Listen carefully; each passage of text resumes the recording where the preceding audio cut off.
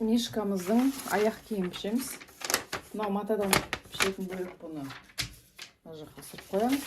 Бізге поролонға пішетін бөліктер керек. Шатастыра алмаңыздар, тағы матадан пішетін бөлікті поролонға пішіп қоймаңыздар.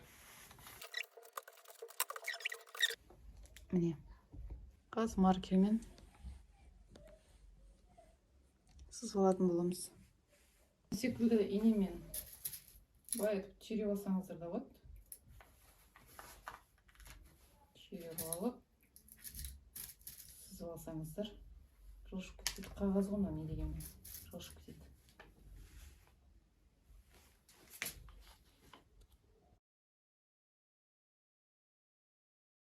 Енді мынаны сызып алдық қой біз лекаланы. Енді канцелярский ножпен аккуратно кесіп шығамыз. Плавно.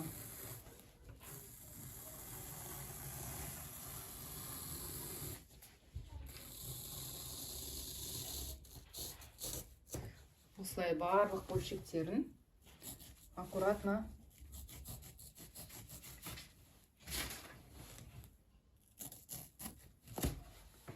плавно не істеген кезіңізде былай қылып әдемі шығады, ровно шығады. Көрдіңіз бе? Осылай кесуіңіз керек поролонды. Всегда осылай кесіп үйреніңіздер.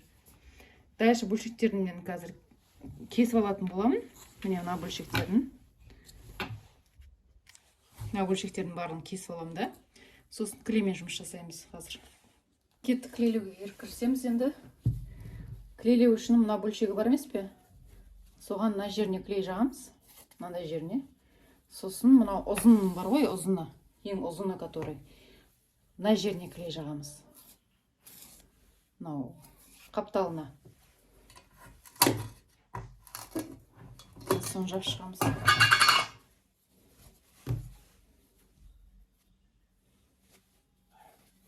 Мына жаққа.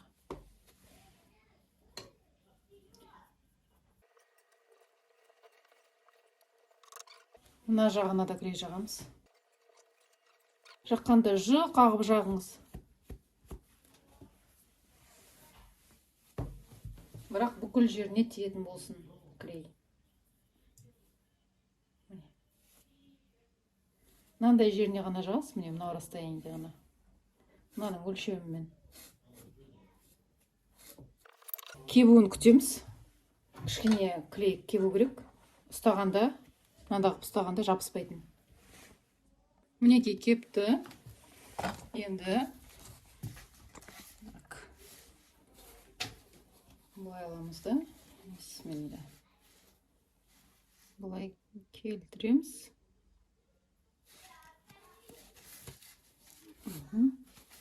Екінші бетін келтіреміз.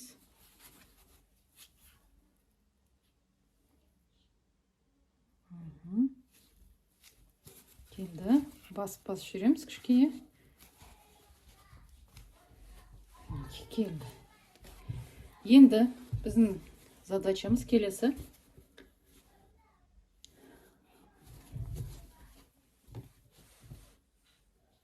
Бұлай жабыстыру керек қой. Давайте бұлай қойық. Міне, бұлай алып, мына жеріне бұлай келтіріп, мынандай жерлерін бүйтіп келтіріп, осылай жабыстыру керек болады. Екінші задача бізде. Міне бұлай қойып алып, мына жағын бүйтіп.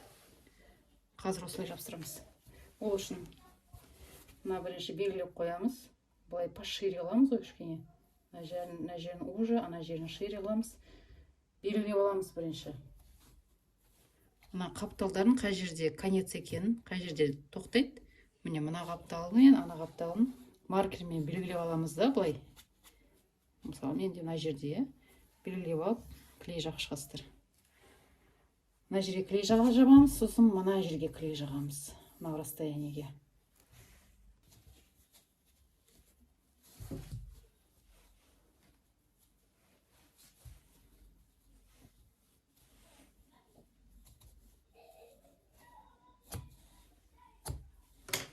Мына жерін алғанда кішкене кеңдеу алыңыздар, е.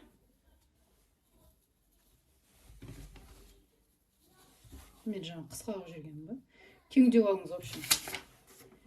Мына жеріне келген кезде былай кеңдеу. Кішкене бір сантиметр, может 2 сантиметр. Кішкене ғана кеңдеу алыңыз. Нормально жату үшін. Былай қазық желеймін.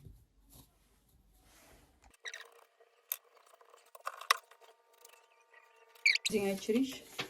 Сосын мынандай бөлшек қысқалауы бар емес пе бізде?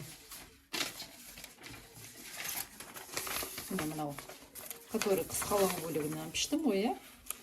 Осыны лучше 2 сантиметрлікпен істеген жақсы. Бұны былай клейлейміз де. Менде болмады 2 сантиметрлік поролон. 2 сантиметрлік поролонна жасаңыздар бұны.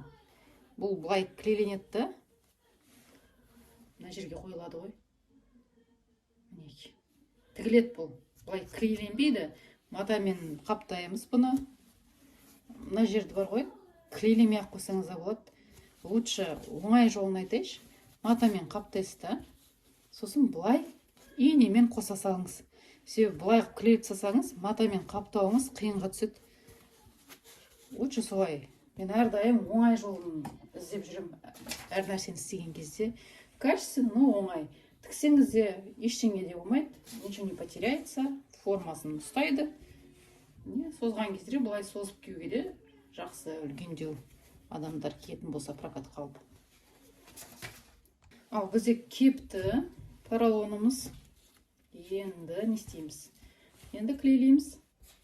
Бірінші, как всегда, центровкасынан бастаймыз. Любой изделияның центрінен бастаймыз. Өзімізге былай углубление жасап белгілеп аламыз. Маркермен. Мынаның да центровкасы и так белгілі болып тұр. Ұшы и так шығып тұр. Так, центровкасын белгілеп алып, центр мен центрді былай қосамыз. Мінекей, қостық.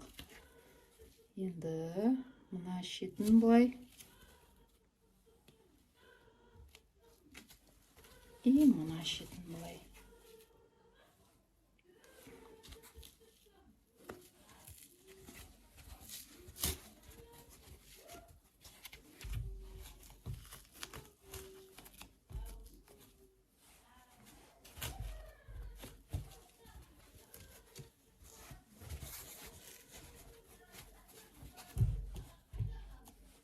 Мына жер көрдіңіз, ашық қалды.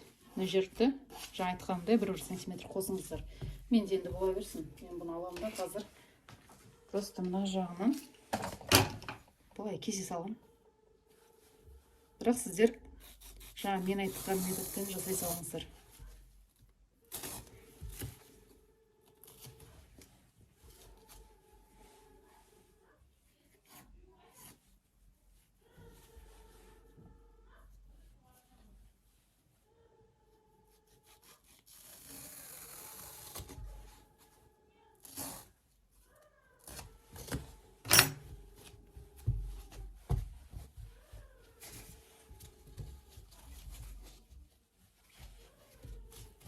Как раз маған келеді, келіп тұр.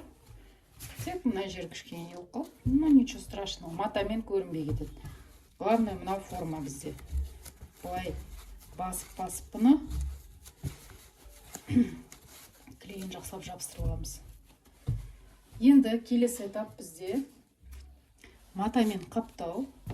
Мына жерін біз ісіреміз. Не қараңыз, не үшін мен вытычкалар беріп қойдым мына жерде, былай ісу үшін.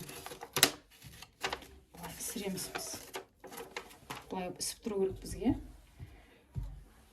Келесі бөліміз матамен пішіп, бұны қаптау.